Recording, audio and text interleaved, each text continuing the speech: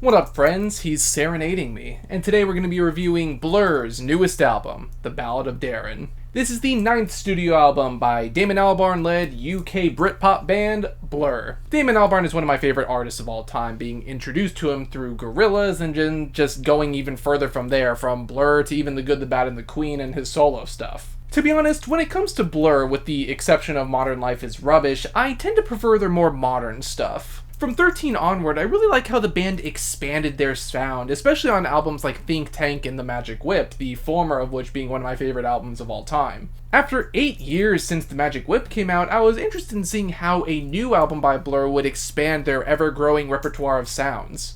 Unfortunately, while still being pretty good, this album does feel very safe for the group. The concept of this record's sound and aesthetic definitely sounds good on paper, but feels a bit by the numbers in practice. Again, these guys are good at what they do, and even Blur's par for the course is still probably better than average. However, this was not the leap forward that I was expecting after hearing the very interesting sounds present on their previous few records. The album does start out with the ballad, my favorite song on the project, and a really good impression of what the album could have been. The delicate opening over the very sparse drum kit is really nice, and I'm really loving Damon's very warm vocal tone on here as the instrumental builds. It has that sort of dreamy, lazy day vibes, while also sounding very pining as well. This song is also a great example of Damon using his deeper register more, which I'm really glad he's been doing on his more recent projects. The strings that come in are just beautiful, and I'm loving how the sort of mellow instrumental actually meshes really well with the twangy guitar that comes in every so often. It's such a warm and full track, feeling very elegant, poignant, and genuine. This song is honestly probably among Blur's best, if I'm being honest. The line, well, I know I can't change the times, I know I'm already breaking when I look into your eyes, is especially fantastic. St. Charles Square is a pretty fun one that opts for a much different tone and vibe compared to the previous track. It feels very attitude-driven, and it has a bite that we don't really get from a lot of modern Damon projects. I only really hear that in like early Blur and Gorillaz.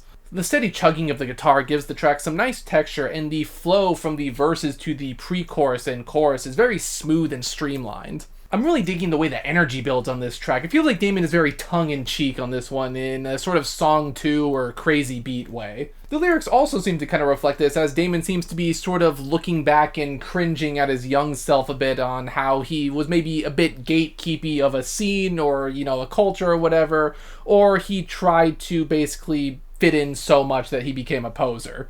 The track has this sort of sarcastic and dry vibe that makes it really fun to listen to. Barbaric is a pretty unique one for the band, feeling a bit more indie rock inspired compared to the band's usual Britpop influences. That delicate guitar especially almost gives me like Maximo Park vibes, but I'm not complaining. The chorus is very catchy and bittersweet, and I'm really liking the vocal melody on this one. I can definitely see this track being a bit divisive because it's so different for Blur, but I'm really digging it. Using the organ as the accent to the melody of the chorus was a really nice touch, and I'm also really liking how bittersweet the bridge feels especially. This especially seems prevalent in the lyrics and the chorus too, as Damon sees himself kind of looking back and almost like forgetting the feelings of the past, like it's him definitely getting old and realizing that things aren't the way they used to be, and he's not feeling the same way about things that he used to feel. He's kind of losing connection to his past self, I guess, and the song itself seems to be largely building up to that outro, and that thing hits. The next track, Russian Strings, is just fine. Compared to songs like The Ballad, I think it's a bit tame. However, Damon's vocals do fill the space nicely, and I do like that sort of summery guitar picking here. The background vocals do match Damon's very well, however, I feel the song largely just kind of stays in one place. The piano is a nice touch and adds a sort of elegant and heartfelt feeling to the instrumental overall. However, I feel like it's almost a bit too laid back for my liking. I do like how off-kilter and psychedelic that guitar riff can get every so often though. It's not a bad track by any means, however, it does feel a bit like filler. As far as the slow songs on this album go, I feel like the Everglades for Leonard is among the best. It feels very down-to-earth and raw in comparison to a lot of the other songs on here, and being an acoustic sounding track, like that's a pretty high praise from me. The steady addition of the more rigid beat to this acoustic guitar actually kind of reminds me of some of the slower songs on Think Tank, which might be why I like it so much. The subtle yet swelling melodies of the strings and vocals during the chorus also blend together really well. It does this on quite a few moments of the song actually. It adds to this sort of blissful and dreamlike atmosphere that make the song hit even harder. It really increases the impact of what is otherwise a pretty simple sounding song. It's a really endearing track, and I like this sort of distorted radio sound that comes in near the end, kind of calling out for this person in question. The Narcissist is a bit more upbeat in comparison, however, it's definitely a fun vibe, kind of similar to the song Barbaric. The background vocals especially are what gives this track its very lively energy, I find, and I think the instrumental on this one too is also pretty fun. It has a sort of quaint sound to it, I guess. The chorus is also really catchy and showcases some pretty great guitar passages. The piano is also a cool, more subtle addition that adds a bit more texture to the song too. It feels very classic Blur while also adding a bit of a modern touch to it, making it sound a bit more fulfilling compared to a lot of the songs on the second half of this album.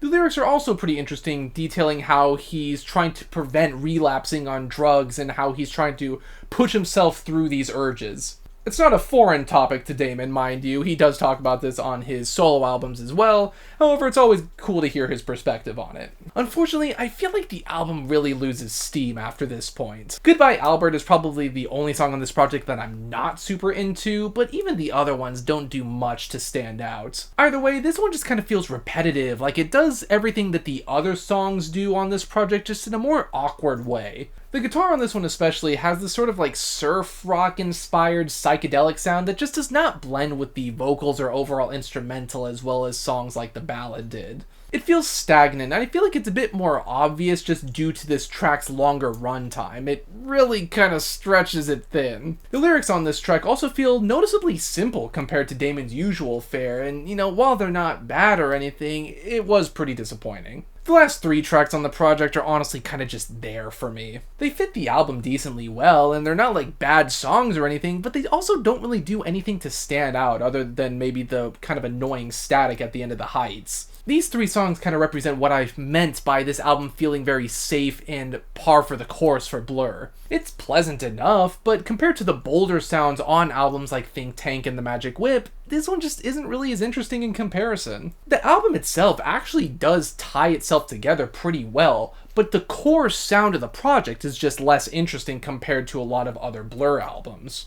Damon's vocals and lyrics are largely still very good, it's the instrumentals that are the problem. They're a bit lacking. They kind of feel like a combination of the sounds from 13 and The Good, the Bad, and the Queen stuff, but it doesn't really commit to the sounds like either of those projects did. Still, even par for the course, Blur is still good, and I can definitely see this album being like a lazy day, put in the background style listen. All that being said, I'm feeling a strong 6 on this newest album by Blur. Of course, we still have to talk about album covers on this show, and I fucking hate this album cover, man. It's so bad. Like, the image itself is just not the greatest. Like, the whole gray sky meshed with the blue, pool. It's, like, not a bad idea per se, but I don't think the framing of the image was done very well. The title of the album is just horrible. Like, it's like a Times New Roman font that they just put up in the corner somewhere. Like, there's no design on this cover. And then we get, like, the Blur logo. I mean, I love the Blur logo, right? But, like, the harsh orange gradient? Like, I don't know what was going on in the design room for this album cover, but, like, it doesn't even really fit the sound of the album all that well. It's not pleasant to listen or look at on its own. Like, I don't know what's going on with this one. But of course, those are just my thoughts on this newest album by Blur. What did you guys think? Do you actually think this was a pretty interesting next step forward for Blur? Maybe it did actually capture your attention a bit? Or was this not really as interesting as the previous albums by Blur? Let me know. Be sure to like, comment, subscribe, ring the bell if you want me to sing for you. I won't. And until the next one, farewell.